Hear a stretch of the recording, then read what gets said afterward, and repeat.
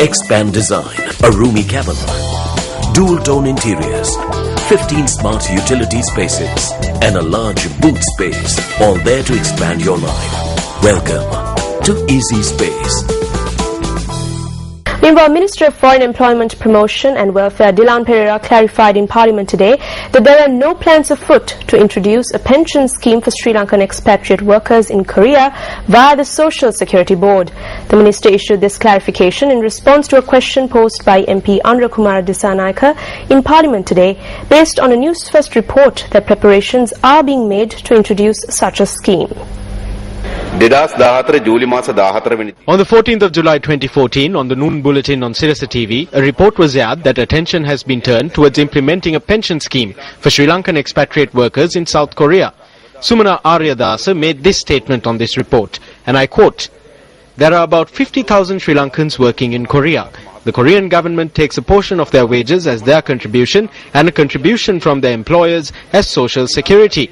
They spend this money hastily. They do not think about the future. Thereby, we have initiated a program to go to Korea, hold discussions with the factory owners and get this money for the Social Security Board to establish a pension scheme for them when they reach the age of 60. We have spoken about this." Unquote. I wonder why Sumana Aryadasa worries for these youth in Korea even more than their parents do. It must be especially mentioned that the Social Security Fund is bankrupt. Honourable Speaker, her statement shows an effort to replenish this fund by stealing from the working Sri Lankan youth in Korea.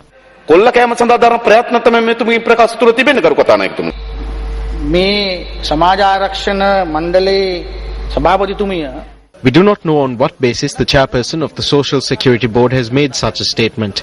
This money belongs to the individuals. Thereby, Honourable Speaker, I must state clearly that this is an effort to instigate a non-existent issue.